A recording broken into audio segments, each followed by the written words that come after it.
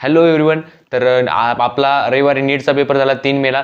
तर आज आपण ह्या गोष्टीवर डिस्कस करणार आहेत की नीटचा पेपर कसा होता, आता कट ऑफवर काय परिणाम होऊ शकतो, कट ऑफ किती जाऊ शकतं, किती कट ऑफ येऊ शकतं, म्हणजे डिफिकल्टी लेवल काय होती, किती मुलं बसले होते, किती गेल्या वर्षी कट ऑफ गेलता, गेल्या वर्षी काय फॅक्टर होते ज्यांनी कट ऑफ कमी आला, यावर्षी काय फॅक्टर अफेक्ट करू शकतात की ज्यांनी कट ऑफ वर जाऊ शकतो किंवा तो कट ऑफ तिथंच राहू शकतो स्टेबल. तर ह्या गोष्टीचं निरीक्षण करून जो तुम्हाला एक्झॅक्ट रिव्ह्यू पाहिजे, जो पेपरचा तुम्हाला जो एक्सेप्टेड आहे ह्या व्हिडिओमधून कंटेंट, तो व्हिडिओ कंटेंट देण्याचा मी प्रयत्न करणार आहे आज. तर तुम्हाला सांगतो, जो नीट 2026चा जो पेपर होता तो एक मीडियम टाईप पेपर होता. ओके, खूप इझी पण नाही आणि खूप डिफिकल्ट पण नाही, पण त्यामध्ये काय होतं की सवाल जरा लेंदी होते, जे क्वेश्चन होते ते थोडे लेंदी होते, म्हणून त्याला आपण म्हणू शकतो की एक हाय बाबा एक टफ होता थोडा म्हणून. ओके, तर पहा मेन गोष्ट काय आहे की आपण सेक्शन वाईज पाहू. फिजिक्स जर पाहायला गेलं तर बघा, ही जशी एक प्रॉम्प्ट काढून आणलाय मी, पूर्ण स्क्रिप्ट आहे की बाबा जेवढे माझे फॉलोअर्स आहेत त्यांना एकदम ॲक्युरेट इन्फॉर्मेशन गेली पाहिजे, दुसरी इन्फॉर्मेशन जाता कामा नये, चुकीची इन्फॉर्मेशन जाता कामा नये. ओके, तर बघा, तर तुम्हाला सांगतो आधी फिजिक्सचं सांगतो. फिजिक्समध्ये जे क्वेश्चन होते ते सिंगल लाईन क्वेश्चन झालं, फॉर्म्युला बेस्ड क्वेश्चन झाले, असे 40 क्वेश्चन, 40% असा पेपर होता फिजिक्सचा. ओके, देन मॉडरेट क्वेश्चन किती, 40% मॉडरेट होते आणि एक 20% तुम्ही धरू शकता की जे लेंदी होते, ज्याला 2-3 फॉर्म्युला लागत होते, जे थोडा उशीर लागत होता, जे टाइम कन्झ्युमिंग होते आणि थोडे हार्ड होते, ते क्वेश्चन होते 20%. ओके, तसंच जर आपण केमिस्ट्रीचं पाहायला गेलो, केमिस्ट्रीचे पण 45 क्वेश्चन होते. ओके, तर केमिस्ट्रीचं कसं होतं की त्यामध्ये इझी क्वेश्चन 51% क्वेश्चन इझी होते. ओके, मॉडरेट पाहायला गेलं तर 37% क्वेश्चन हे मॉडरेट टाईप होते आणि अराउंड 11% क्वेश्चन हार्ड तर म्हणता येणार नाहीत, पण लेंदी होते, त्यामुळे ते डिफिकल्ट होते. ओके, लेंदी म्हणजे कसं की क्वेश्चन तुम्हाला येत असून सुद्धा तो टाइम कन्झ्युमिंग असला तर तो एक हार्ड लेवलला जाऊन पडतो क्वेश्चन. म्हणजे कसं की जो क्वेश्चन तुम्ही 30 सेकंदामध्ये सोडणार आहे, ते जर तो क्वेश्चन तुम्हाला 1 मिनिट लागत असेल, जो क्वेश्चन 30 सेकंदामध्ये सोडणार आहे, तो जर क्वेश्चन तुम्हाला 1 मिनिट लागत असेल, तर त्या क्वेश्चनची डिफिकल्टी लेवल जरी नसली तरी त्या लेंदीमुळं तो टाइम कन्झ्युमिंग होऊन तो डिफिकल्ट क्वेश्चन सारखा आपल्याला टॅकल करावं लागतं त्याला. ओके, तर बघा, लेंदी सवाल किंवा एक हार्ड लेवल सवाल 11% आपल्याला पाहायला मिळाले. देन आपण बायोमध्ये जर विचार केला, बायोमध्ये 2 सेक्शन होते, एक होतं बॉटनी, एक होतं झुलॉजी. त्याच्यामधून त्यांना 90 क्वेश्चन बनवायचे होते. ओके, तर पहा त्यांनी बॉटनीचे क्वेश्चन दिले 49. साहजिक आहे, जे जेनेटिक्स आहे, जे पुन्हा मग बॉटनीचे टॉपिक आहेत ते जरा डिफिकल्ट टॉपिक आहेत, ते जरा लेंदी, जरा कन्सेप्च्युअल टॉपिक आहेत, त्यामुळं त्यांनी त्या फोकस केला. 49 क्वेश्चन दिले. ओके, तर त्यामध्ये 50% पुरे इझी होते. पुन्हा मग जे 40% सवाल होते, जे बॉटनीचे म्हणतोय मी, ते मीडियम होते आणि 10% जरा हार्ड होते आणि लेंदी होते. हार्ड तुम्हाला अजून पण म्हणतोय, पेपर हार्ड म्हणता येणार नाही, मॉडरेट लेवलला लेंदी क्वेश्चन होते ते. ओके, देन तुम्हाला पाहायचं झालं तर तुम्ही झुलॉजी पाहिलं. झुलॉजीचं 41 सवाल होते टोटल, 41 क्वेश्चन टाकले होते त्यांनी झुलॉजीवर. आणि एवढं लक्षात ठेवा, त्यांनी कोणताही चॅप्टर मिस केलेला नाहीये, कोणताही चॅप्टरला सोडलेलं नाहीये. यावरून आपल्याला एक निष्कर्ष घ्यायचा की बाबा तुम्हाला अजून जर तुम्हाला अजून पुढे रिपीट करायचं असेल किंवा जे हा व्हिडिओ जर ज्युनियर पाहत असतील तर त्यांना एक लक्षात घ्यायचं की बाबा प्रत्येक चॅप्टरला इक्वल वेटेज देऊन रिव्हिजन करायचं. फक्त ज्या चॅप्टरवर जास्त क्वेश्चन येतात त्याला जास्त टाइम रिवाइज करायचं. ओके, देन पहा झुलॉजीमध्ये अराउंड 36% क्वेश्चन होते ते इझी होते, 54% क्वेश्चन लेंदी होते आणि मीडियम होते आणि हार्ड क्वेश्चन 7% होते. ओके, हार्ड क्वेश्चन कसा बनतो, असर्शन रिझन झालं, पुन्हा मॅच द पेअर झालं, पुन्हा मग स्टेटमेंट झाले. तर स्टेटमेंटमध्ये, असर्शन रिझनमध्ये, मॅच द पेअरमध्ये तिथं हार्ड क्वेश्चन होऊन जातो. ओके, तर ह्या असा पूर्ण डिस्कशन पाहता, हे पूर्ण अनालिसिस पाहता. ओके, तर असा निष्कर्ष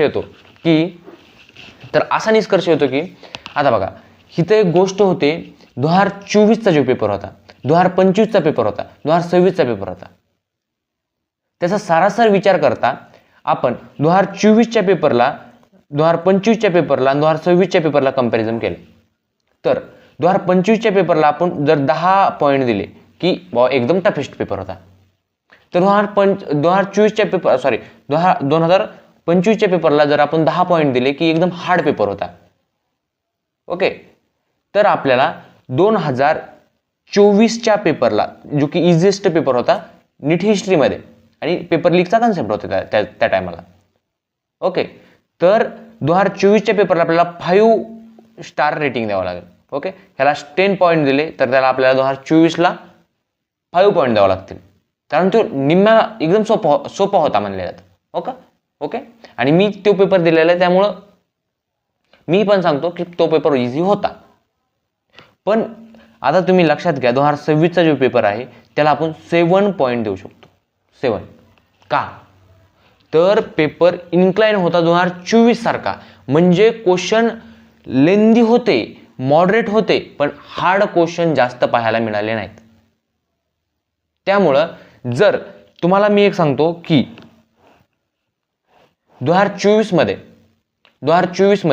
24 लाख ॲस्पिरंटने फॉर्म भरला होता, आणि 24 लाख जणांनी नीट दिली ती कवा? 2024ला. तर 2025ला तोच आकडा आपल्यात 22 लाख अराउंड पाहायला मिळाला. ओके, आणि तोच आकडा यावर्षी डबल 23 लाख जणांना एक्सेप्टेड आहे, की मी पाहिलं की 23 लाख जणांनी अराउंड दिलेला आहे पेपर. ओके, तर ह्याचा कट ऑफचं तुम्हाला कसं लक्षात घ्यायचं तुम्हाला सांगतो. ओके, कारण कट ऑफचं असं पोपटपंची किंवा असं एखादं ॲझम्पशन किंवा मला असं वाटतं की एवढा कट ऑफ जाईल, मी एवढा कट ऑफ सांगतो, हे साफ चुकीचं आहे. एक थिंकिंग आणि लॉजिकल रिझनिंगहून आपण हे कट ऑफ एक्सेप्टेड आणि एक कट ऑफ तुम्हाला सांगू शकतो मी. मग तेच करण्याचा प्रयत्न मी तुम्हाला चालू व्हिडिओमध्ये करतोय. ओके, तर लक्ष द्या. तर आपण जर पाहायचा विचार केला, 2024ला BMSचं झालं मेरिट किंवा MBBSचं मेरिट झालं. ओके, अराउंड 600 लागलं होतं. ओके, अराउंड 600, जे की प्रायव्हेट कॉलेजचं होतं, सेमी गव्हर्नमेंट म्हणलं जातं त्याला. ओके, आणि BMSचं जे होतं ते अराउंड 400ला क्लोज झालं होतं सगळं, जे की प्रायव्हेट कॉलेज होते, सेमी गव्हर्नमेंट. ओके, देन 2000 तोच आकडा जर आपण 2000 आपण त्याला पाहिला, किती 25ला पाहिला, तर हा आकडा इकडे येऊन मिळाला 500ला. ओके, MBBS साठी, आणि हाच आकडा इकडे येऊन मिळाला 300ला BMS साठी. अराउंड 330 म्हणून धरा, 330ला येऊन मिळाला BMS साठी. तर इथं 2025ला मिळाली टफ क्वेश्चन पेपर आला म्हणून हा परिणाम पडला. तर हा क्वेश्चन आहे मीडियम, क्वेश्चन पेपर आहे मीडियम. तर मला असं वाटतं की अराउंड जे MBBSचं गव्हर्नमेंट कॉलेज आहेत, जे प्रायव्हेट कॉलेज आहेत, सेमी गव्हर्नमेंट कॉलेज आहेत, त्यांचं पूर्ण मेरिट 560 ते 550 अराउंड लागू शकतं. 560 ते 550 अराउंड लागू शकतं. देन जे BMSचे कॉलेज आहेत